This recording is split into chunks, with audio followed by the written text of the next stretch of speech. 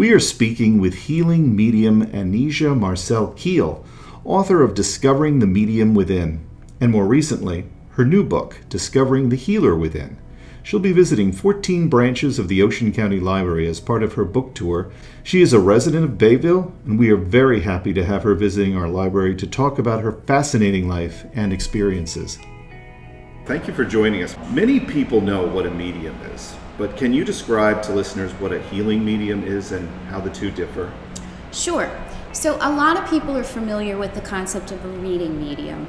And when someone goes to visit a reading medium, they'll sit across from them and the medium is reading your energy and also reading any spirit energy that's connected to you.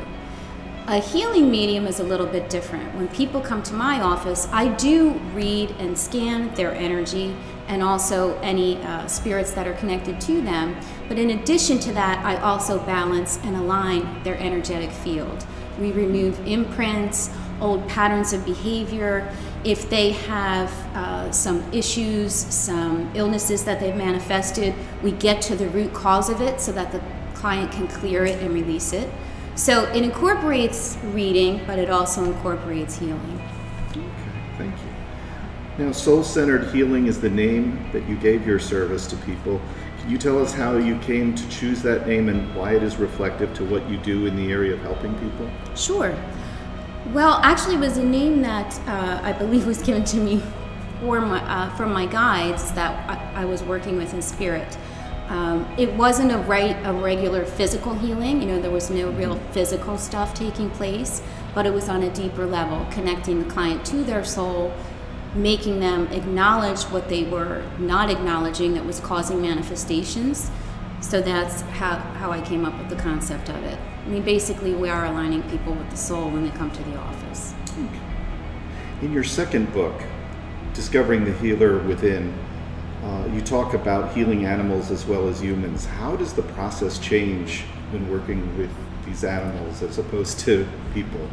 Sure. Well, working with animals I actually think is a lot easier because animals are just pure unconditional love. They really are. And I don't know if you had an opportunity to review the chapter about the work that I do with my son at Popcorn Park Zoo and the shelters for the Associated Humane Society. But we go there regularly and we scan the animals and we help the zoo director, John Bergman, determine what's going on with some of the animals, which animals can be placed with other animals. Because working with animals is just a lot easier. They don't have a lot of the emotional issues that human people have evolved through their lives. They have had trauma, but they're really very open to the energy. There's no resistance at all. Right. So when we work on the animals, it goes directly to the source where it needs to go.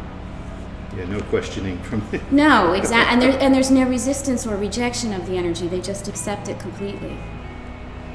Has your ability shifted as you've grown from obviously a child to an adult, the evolution of your abilities?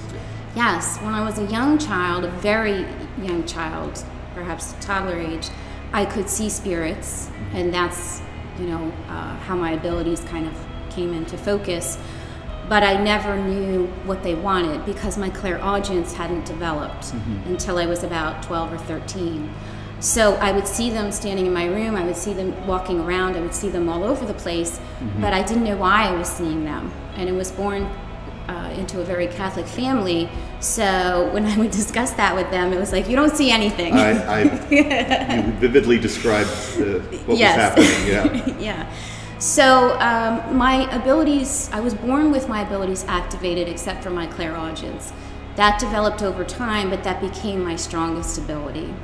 And then as I became an adult, my hand chakras opened up and I started to have energy emanating out of my hands, and that's how I began the healing abilities as well. Okay. And what inspired you to write your second book, and what message are you trying to provide Ocean County residents during your 14-branch book tour? I think the main inspiration came from seeing the clients and the changes that they made in their lives. I mean, I'm the facilitator of the energy, but they are really allowing the energy and they are releasing the things that need to be released to live a different type of life. So those experiences are so profound. I felt that they needed to be shared so that people could wake up and remember how to heal themselves. There are exercises at every chapter for demonstrating different healing tools that people can use in everyday life. You don't have to be an advanced psychic or a medium to do the exercises in the book. Anyone can do them. So I wanted to create this book as a teaching tool for people to help heal themselves.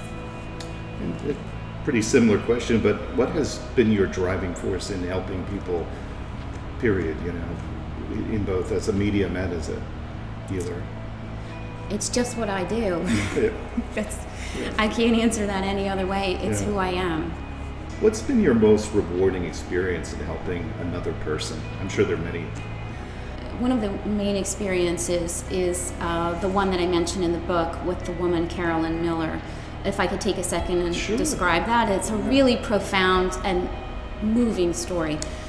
I think it's like chapter 10 or chapter 11 in the book. But this woman had come to me, and she had a couple of relatives that had passed, so she was there for a healing. But she had a girl show up in spirit that was in her nightgown, a girl that was about 30 years old. And when I brought the spirit through, I explained to the woman who this girl was, and she said she was her daughter. And the woman immediately started crying, and she said, yes, that's my daughter. I delivered her as a stillborn. Gets me in the heart. She said, and she was my first child, and I lost her. And she knew exactly who she was. And the daughter came through and thanked her for that experience because her soul just needed that short time. And she needed a very advanced soul to agree to that contract, to agree to carry the stillborn child and let her go and not raise her on the earth. So that was the first part of the session that was profound. And we were both crying because I had no idea that she would present herself that way. And then a few minutes later, the room filled up with all these beautiful pastel orbs of energy. And my client couldn't see them, but she could feel them. And she started crying again, and she said, I feel like the room is filled with love. And I said, it is. And one of the orbs said, we are all the babies that she has helped throughout her life. Because after the woman lost her child, she had been an ER nurse, but she switched to the neonatal unit because there were no processes in place to help the mothers heal. If your child died or you had to deliver a stillborn, they whisked the baby away and you had no closure. And without the closure, the healing process couldn't begin. So she implemented a lot of policies and procedures at the hospital that she worked at to have people bathe their child, hold their child so they could start the healing process. And all of these orbs that presented themselves were energies that were connected to her in that capacity over the 30 years that she had done her job. It was the most profound experience because infant souls like that, baby souls, are pure love. And it's like the hand of God coming in the session. So it was overwhelming for both of us. And honestly, it was one of the most beautiful experiences I ever had in my life. Thank you for sharing your stories, and thank you for writing your books. Your book tour kicks off on Thursday, August 17th at our headquarters branch right here in Toms River. We'll continue on to 13 other Ocean County Library branches into November, and we're so excited to have you share your unique life experiences and mission with the many people who visit our library system. Thank you for joining us today. Thank you for having me. It's been a wonderful experience.